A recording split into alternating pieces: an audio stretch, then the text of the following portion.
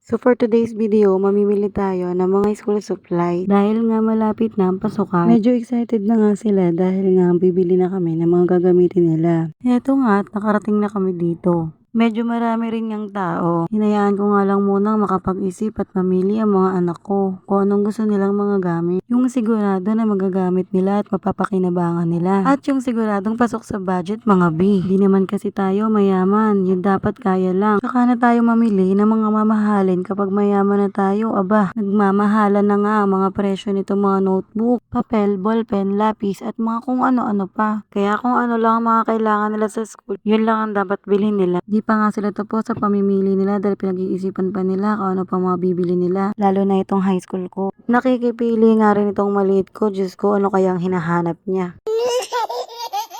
Nakompleto rin sa wakas ang mga kailangan nila at nabayaran ko na nga. Sunod naman ay uniform nila. Pero bago yun ay bumili kami ng almusal sa daan para naman makapag-almusal kami dahil lumabas kami ng maaga.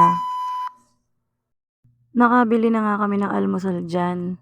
Sa Baclaran nga sana namin balak mamili kaso nga lang ay maulan at masyado na nga ring malayo. Dito pa rin nga ako namili sa binilhan ko dati ng mga uniform ng pang elementary at pang high school. Grabe nga at nagmahal na. Lahat na lang talaga ay nagmamahalan na. Ikaw ba, mahal ka pa ba niya?